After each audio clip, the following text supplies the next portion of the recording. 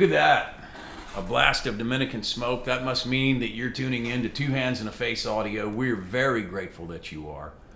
If you're a first-time viewer, I hope you enjoy it and are entertained and informed thus. And if you're a return viewer, we can't thank you enough. Hit that subscribe button, man. You don't even have to use your cigar. You can use your mouse and your cursor. But anyway, you may note that there is no piece of gear or instrumentation in my hands, on my lap, or otherwise within my reach, and that's because we are relying on a very good friend, a very talented musician from the local scene to assist us tonight as we take a hard look at the Schecter Stiletto Bass line. Now, my friend is Donnie Cerlanek. He is a multi-instrumentalist, singer-songwriter, vocalist extraordinaire, badass bass player known in this here region for that very thing. And we're going to take a hard look at the Schecter, and we're going to do that right now. Don, can't thank you enough for being here and doing this tonight. And just for the hell of it, would you give us an introductory lick, please?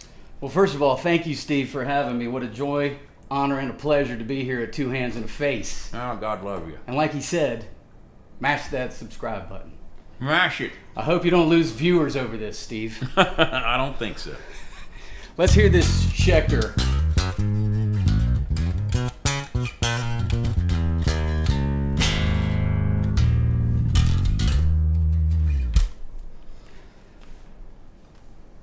So this would be the Schecter Diamond Series. I believe it's a Stealth.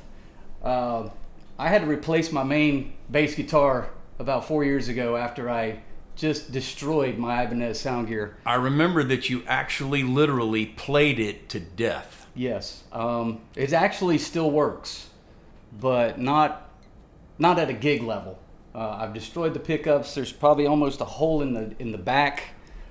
Just a wonderful piece of equipment that I had for 30 years probably. Yeah. But anyways, I had to replace that, and I wanted to replace it with something of equal playing ability, speed, feel, tone, and that's how I landed on this guitar.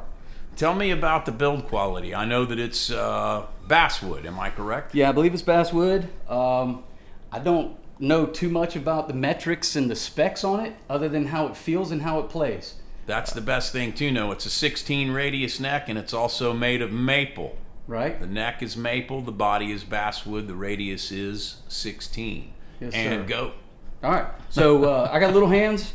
It's heavy in feel, so it has a lot of low end to it because of that basswood.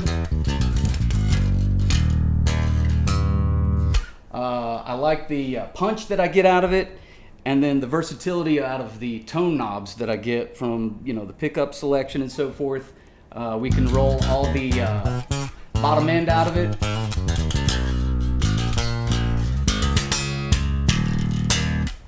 And then get a little more low end to it if we want to play a little, maybe play some Beatles. So very versatile guitar.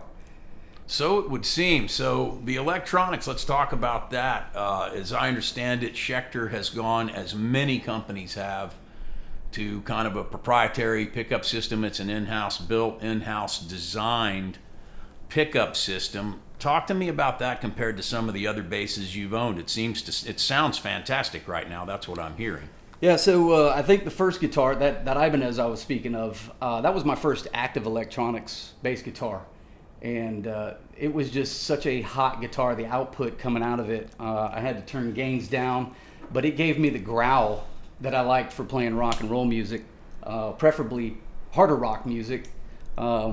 I came from a background of playing a bunch of different genres and styles of jazz and big band, but I've always come back to the hard rock style.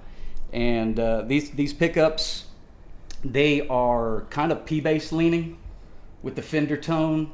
So I try to roll some of that P-bass tone out of it, because like I said, I like the harder rock, a little more of a growl. So.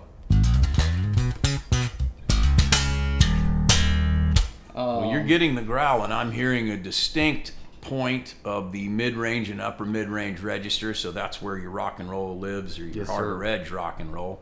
Yes, sir. It sounds like it's living up nicely, and you can get it into that P bass mode if you want it there, or you Yes, can sir. dial out the bottom end and get that rockin' ass sound you're getting right now. You know, as far as strings go, I like a low action, so you hear the buzz a lot. It's part of the charm, my friend. It's part of the charm, yes. The touch, I don't have to work too hard to play it. I sing a lot while I play, so this can't get in the way of vocals, right? I love that. I like a low action. I like a bright string.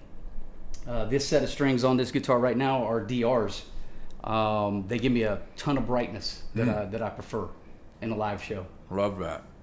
And brightness in a heavy rock trio like you're in equals articulation. And I use that word a lot, maybe I overuse it, but what you want the audience to hear is the individual framing of each note. And those strings are going to give that to you. It certainly sounds great where I'm sitting right now. Awesome. You have a hat on that says Absolute Jack, one of Atlanta's premier hard rock trios, and I understand the guitar player is kind of a weirdo, but hey, we've all got our crosses to bear in the local scenes. That's right. But my job is to not step on the guitarist's toes and to lay back with the drummer. And that's what we do in Absolute Jack. You do it beautifully, my friend. I've seen it happen too many times, or not enough, as you would have it. That's right. So what we've got here is, and I'm going to say this without getting into too many specifics, Schecter, as a lot of you already know, is by intent a very price-aggressive instrument. It's not a boutique price point, but it seems and looks like a boutique quality. You've got a basswood body, basswood being famous for two things that don't always go together. Number one, lightweight. Number two, sustain for days. So you've got the combination, the rare holy grail combination of sustain and lightweight. You've got the unbreakable, incredibly durable maple neck and 16 radius, so you've got a good, thin, fast neck on this, because sometimes Don goes pretty quickly. I've seen it happen, man. So coming into the price point, I'm just going to say well under $1,000. Yes, sir. And you've got all of this build quality. You've got these beautiful in-house pickups, which they've taken decades to design around other more prominent brands that they've used in the past. And they've come up with an in-house pickup that competes with basically anything out there, to use the pun. And you've got a solid gigging workhorse instrument for well under $1,000. Yes, and I got to tell you, listening to you play here, man, it sounds fantastic. Outstanding. Thank you so much, Steve. Well, you are very welcome. It is a great pleasure to have you here. And that had to happen. We had to do a final blast of Dominican smoke. And we are very pleased to have you, the audience, here as well. Thank you for tuning in. If you liked what you saw and heard, please hit that subscribe button. We would love to have you join us every week, every other week, whenever we post a video. We want you there, man, to join it with us. And cheers to you. You can't see it. I'm not on camera right now, but I'm drinking a big blast of bourbon to all our viewers and thanking you so much.